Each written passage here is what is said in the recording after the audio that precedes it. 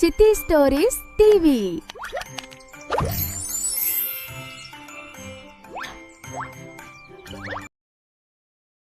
రామాపురం అనే చిన్న గ్రామం.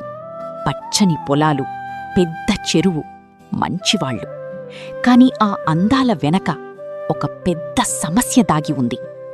ఈ ఏడాది కూడా వర్షాలు పడకపోతే మన గ్రామం పూర్తిగా కష్టాల్లో పడిపోతుంది. లక్ష్మమ్మకు తాగడానికి కూడా శుభ్రమైన నీళ్లు దొరకడం లేదు. మన కాలంలో ఇలా కాదు బాబూ, అప్పట్లో చెరువు ఎప్పుడూ నిండిపోయి ఉండేది. ఈ సమయంలో పట్నం నుండి సురేష్ అనే యువకుడు గ్రామానికి తిరిగి వచ్చాడు. నేను చిన్నప్పుడు చూసిన ఈ గ్రామం ఇలా మారిపోవడం నిజంగా నా మనసుకు చాలా బాధ కలిగిస్తోంది. మేము మారలేదు బాబూ, పరిస్థితులు మమ్మల్నిలా మార్చేశాయి. అదే నిజం. ఇప్పుడు ప్రతి ఒక్కరూ తమ కోసమే ఆలోచిస్తున్నారు. గ్రామం గురించి ఎవరూ పట్టించుకోవడం లేదు. ఒకరోజు చెరువు దగ్గర పెద్ద గొడవ జరిగింది. మా వంతు నీళ్లు మీరే తీసుకున్నారు. ఇది చాలా అన్యాయమని నేను భావిస్తున్నాను. మీరు చెప్పేది నిజం కాదు. మీరు ముందుగా వచ్చి నీళ్లు తీసుకున్నారు. మేమేం తప్పు చేయలేదు. ఇలా మనం ఒకరితో ఒకరు గొడవ పడితే సమస్యలు ఎప్పటికీ పరిష్కారం కావు అని తెలుసుకోండి. సురేష్ ఈ దృశ్యం చూసి లోలోపల కలత చెందాడు. మనమంతా ఒక గ్రామానికి చెందినవాళ్లం, కాని ఎందుకిలా విభేదాలు పెంచుకుంటున్నాం అని అర్థం కావడం లేదు. ఆ రాత్రి సురేష్ చెరువు దగ్గర కూర్చుని ఆలోచించాడు. ఈ చెరువు మళ్లీ నిండిపోతే మన సమస్యలన్నీ తీరిపోతాయి. ఇది నాకు స్పష్టంగా కనిపిస్తోంది. మరుసటి రోజు గ్రామస్తులందర్నీ సురేష్ ఒకచోట చేర్చాడు. మన గ్రామాన్ని కాపాడుకోవాలంటే మనమే ముందుకొచ్చి చెరువుని శుభ్రం చేయాలి అని నేను భావిస్తున్నాను. ఇది చాలా పెద్ద పని అనిపిస్తోంది. మనం చెయ్యగలమా అనే సందేహం నాకు వస్తోంది. మనమందరం కలిసి ప్రయత్నిస్తే ఇది అసాధ్యం కాదు అని నేను నమ్ముతున్నాను. కొంతమంది గ్రామస్తులు సురేష్ మాటలను పట్టించుకోలేదు. నువ్వు పట్నం నుండి వచ్చావు కాబట్టి ఇలా సులువుగా మాట్లాడుతున్నావు.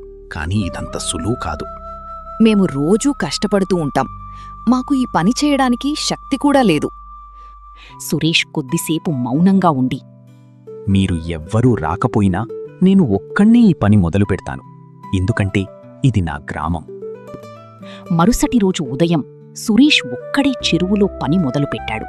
అతను నిజంగానే పని మొదలుపెట్టాడు. మనం చూస్తూ ఉండటం సరైనది కాదు అని అనిపిస్తోంది. అతని ధైర్యం చూసి నాక్కూడా కొంత ప్రేరణ వచ్చింది. మనం కూడా సహాయం చెయ్యాలి. రంగయ్య ముందుకొచ్చాడు. నువ్వొక్కడివి కాదు, నేను కూడా నీతో కలిసి ఈ పని చేయడానికి సిద్ధంగా ఉన్నాను. అలా ఒక్కొక్కరుగా అందరూ చేరారు. మన ఊరి కోసం మనమే పనిచేయాలి. లేకపోతే ఎవరూ వచ్చి మనకు సహాయం చెయ్యరు. ఇప్పటి వరకు నేను తప్పుగా ఆలోచించాను. ఇకపై నేను కూడా మీతో కలిసి పనిచేస్తాను. రోజులు గడిచాయి. పని చాలా కష్టంగా మారింది. ఇంత పని చేసిన తర్వాత కూడా ఇంకా చాలా మిగిలి ఉంది. మనం పూర్తి చెయ్యగలమా అనిపిస్తోంది. శరీరం అలసిపోయింది, కానీ మనసు మాత్రం ఇంకా ఆగాలని అనుకోవడం లేదు. మనమంతా ఇంత దూరం వచ్చాం కాబట్టి ఇప్పుడు ఆగిపోతే మన కష్టం వృధా అవుతుంది. కొన్ని వారాల తర్వాత చెరువు పూర్తిగా శుభ్రమైంది. ఇప్పుడు వర్షం పడితే ఈ చెరువు మళ్లీ పాత రోజులను గుర్తుచేస్తుంది అని నమ్ముతున్నాను. ఒకరోజు మేఘాలు కమ్ముకున్నాయి. చాలా రోజుల తర్వాత ఆకాశం ఇలా కనిపిస్తోంది. ఇది మంచి సూచన అనిపిస్తోంది. చెరువు నిండిపోతోంది.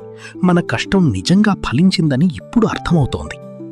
ఈ ఆనందం మాటల్లో చెప్పలేనిది. మనం కలిసి సాధించిన విజయమిది. ఒకరి ప్రయత్నం మొదట చిన్నదిగా కనిపించవచ్చు, కాని అది అందర్నీ కలిపితే పెద్ద మార్పుకు దారితీస్తుంది. ఐక్యత ఉంటే అసాధ్యమనే మాట ఉండదు.